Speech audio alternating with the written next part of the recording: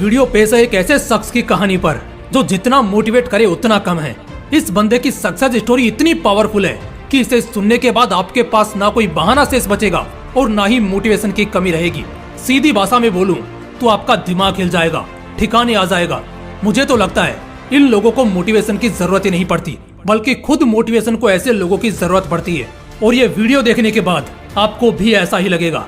हो सकता है आपने थोड़ा बहुत पहले भी इनके बारे में सुन रखा हो।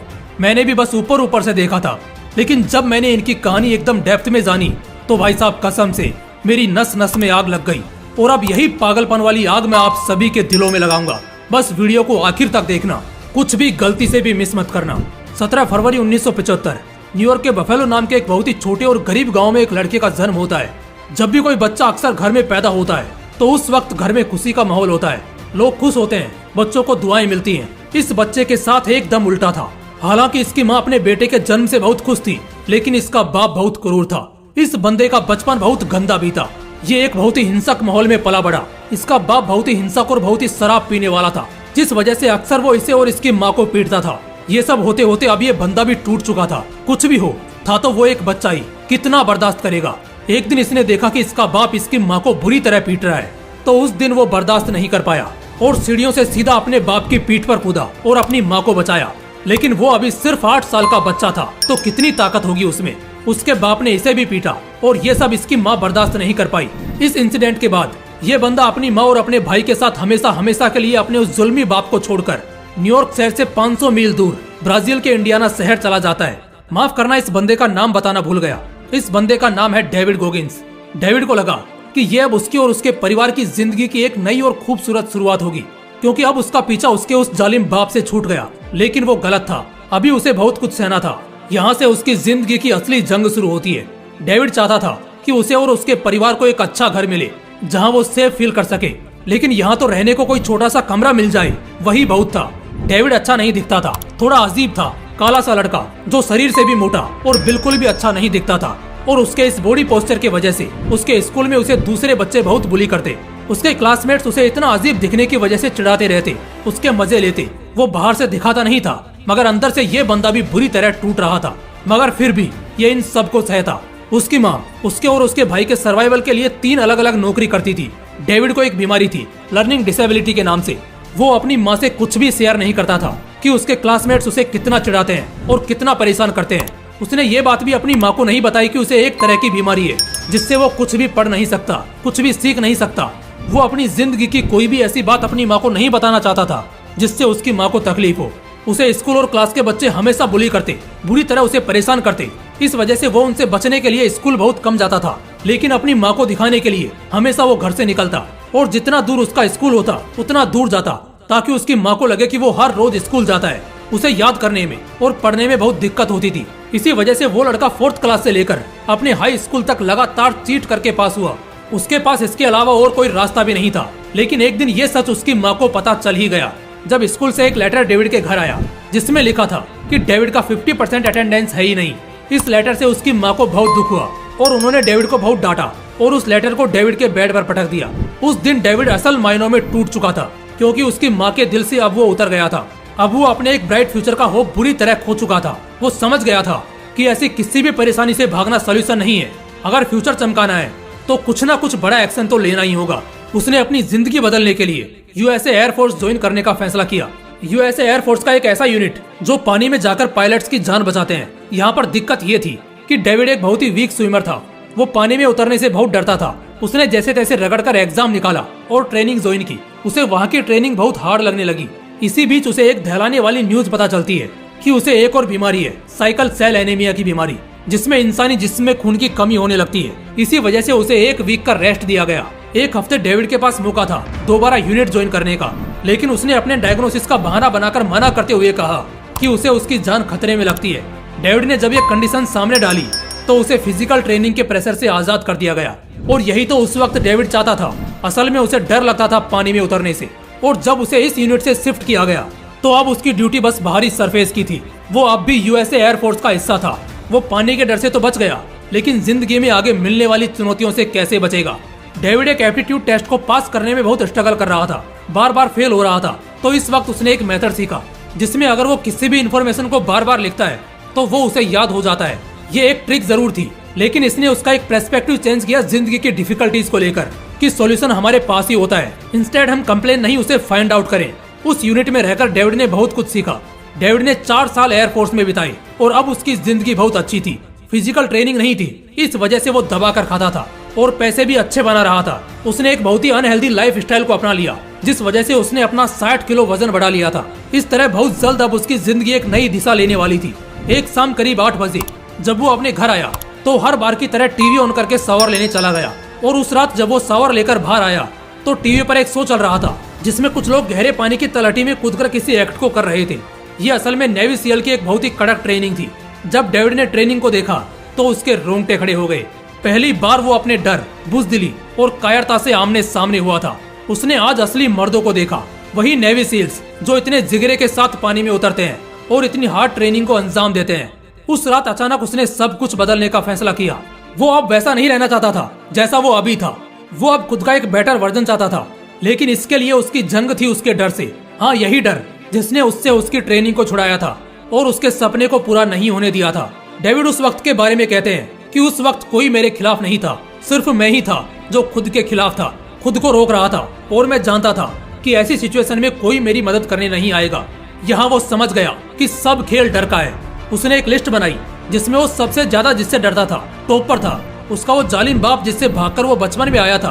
पिछले कई सालों में कभी वो अपने पिता से नहीं मिला, लेकिन इस बार क्योंकि उसे अपना डर खत्म करना था, वो अपने उस पुराने गांव गया जहां उसने अपने पिता को कॉन्फ्रंट किया। इस बार स्थिति अलग थी, लेकिन फिर भी उसने कॉन्फ्रंट तो किया, जिससे उसके पिता का जो एक जुल्म वाला डर था वो निकल गया। बचपन में उसे उसके क्लासमेट्स हमेशा बुली करते थे, बहुत परेशान करते थे, चिढ़ाते थे। इस डर को निकालने के लिए वो उस नेवी सील के ट्रेनिंग कैंप पहुंचा जहां उसने नेवी सील ज्वाइन करने की बात बोली। इसके बाद उसके इस बात पर दूसरे रिक्रूटर्स हंसने लगे और यहाँ पर उसे वो बचपन वाला डर याद आ गया जब सब उस पर इसी तरह हंसते थे। लेकिन इस वक्त वो भागा नहीं, बल्कि सबको बोला कि मैं क्वालिफाई होने के लिए अपना 100 पाउंड वजन यानी लगभग 45 केजी वजन कम कर लूंगा। उस वक्त वो बहुत ज्यादा मोटा था, 130 किलो से भी ज्यादा, और इसी पर सब हंस रहे थे। लेकिन क्वालिफाई करने के लिए वजन एटलीस्ट 85 केजी रहना चाहिए, और वो भी 3 महीने के अंदर उसे इतना वजन कम करना था। जब उसने सबके सामने ये बात बोली तब उसे खुद इस बात का अंदाजा नहीं था कि वो ये कर भी पाएगा या नहीं, लेकिन उसने हिम्मत करके बोल दिया। अगले दिन उसने जिम जाना शुरू किया, लेकिन पहले दिन उसे बहुत तकलीफ हुई और वो कुछ भी खास नहीं कर पाया। वो घर आया, बहुत रोया, और उस वक्त उसे अपनी जिंदगी का फ्लैशबैक दिख रहा था कि कैसे समय समय पर जिंदगी ने उसे हर्ट किया है। यहाँ से अब हार मानना सब कुछ गंवाने जैसा था। वो बंदा अगले दिन से अपनी हार्डकोर ट्रेनिंग शुरू करता है, जहाँ वो हर दिन रनिंग करता है, और इसके बाद और ज्यादा कैलोरीज बर्न करने के लिए वो साइकिलिंग भी करना शुरू कर देता है। उसे हर हाल में अपना बॉडी वेट कम करना ही था, इसलिए वो कई बार खाना तक नहीं खाता था, भूखे पेट सोता था। उसने वो 3 महीने बहुत दर्द और तकलीफ सही। आदमी बदल चुका था, एक बेटर वर्जन में अपडेट हो चुका था, लेकिन आगे कुछ और भी होने वाला था जो उसे परेशान करेगा। डेविड ने नामुमकिन को मुमकिन कर दिया। इस 3 महीने में वो रिक्वायरमेंट वेट पर पहुंच गया। उसने अपना 45 केजी वेट कम कर लिया, जिससे वो नेवी सील ट्रेनिंग में एंटर करने के लिए एलिजिबल हो गया। मगर उसे अब पता चलेगा जब वो इस ट्रेनिंग को करीब से देखेगा। यूएस की नेवी सील ट्रेनिंग दुनिया की सबसे टफेस्ट ट्रेनिंग मानी जाती है, जो करीब 30 महीने की होती है। लेकिन इन सब में भी सबसे मुश्किल दौर होता है द हेल वीक, यानी हद पार नरक वाली सजा के बराबर ट्रेनिंग, जिसे पार करना फाइनल स्टेज होता है नेवी सील ट्रेनिंग को क्लियर करने का, जिसमें सोने भी नहीं दिया जाता। डेविड ने 30 महीने की ट्रेनिंग कंप्लीट की, और जब वो उस हेल वीक की ट्रेनिंग कर रहा था उस दौरान उसे निमोनिया हो गया, जिस वजह से वो बाहर हो गया। लेकिन अब तक उसका हौसला टूटा नहीं था। उसने दोबारा ट्राई किया, लेकिन इस बार भी उसे स्ट्रेस फ्रैक्चर का सामना करना पड़ा, जिस वजह से उसे इस बार भी बाहर होना पड़ा। अब उसके लिए यह नामुमकिन लग रहा था, लेकिन उसके माइंडसेट में एक एम क्लियर था कि कैसे भी करके उसे ये ट्रेनिंग तो क्लियर करनी ही है।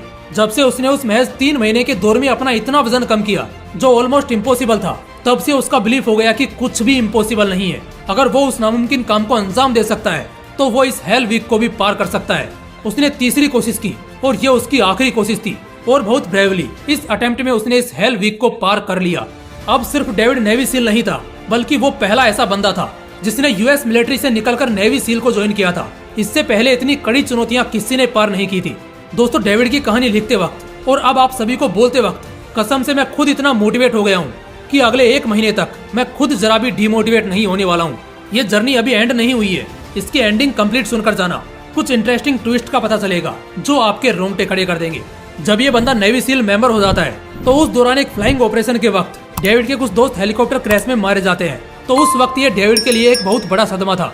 डेविड जब उनकी फैमिली की हालत देखता है तो टूट जाता है। जितने भी सोल्जर्स की डेथ हुई थी उन सबकी फैमिली के लिए डेविड मनी राइज करना चाहता था। वो बैड वाटर अल्ट्रा मैराथन में पार्टिसिपेट करता है। शुरू के 1-2 रेसेस में वो बुरी तरह हार जाता है और जख्मी भी होता है, लेकिन 2006 में हवाई में हुए ट्रेथलॉन में वो सेकंड आता है, जो 3 दिन का अंडर वाटर रेस था। उसने वॉरियर फाउंडेशन में $2 मिलियन राइज किए उन सभी सोल्जर्स की फैमिली के लिए जो अपनी जिंदगी में फाइनेंशियली स्ट्रगल ना कर पाए, उनके घर खाने की कमी ना हो और बच्चों की पढ़ाई अच्छी तरह पूरी हो सके। दोस्तों, डेविड आज लाखों करोड़ों लोगों की इंस्पिरेशन है और दुनिया के सबसे टफेस्ट पर्सन में गिने जाते हैं। और ये बात बेशक हम बहुत अच्छी तरह जान चुके हैं, लेकिन ये बंदा एक रिकॉर्ड तोड़कर सफलता हासिल करके मानने वालों में से कहाँ था। 2013 में हुए एक कंपटीशन में, जो कि था 24 घंटे में सबसे ज्यादा पुलअप लगाने का रिकॉर्ड, उसमें ये बंदा 17 घंटे में 4030 पुलअप लगाकर ये रिकॉर्ड भी अपने नाम कर लेता है और 2 सालों तक इसका ये रिकॉर्ड बरकरार रहता है।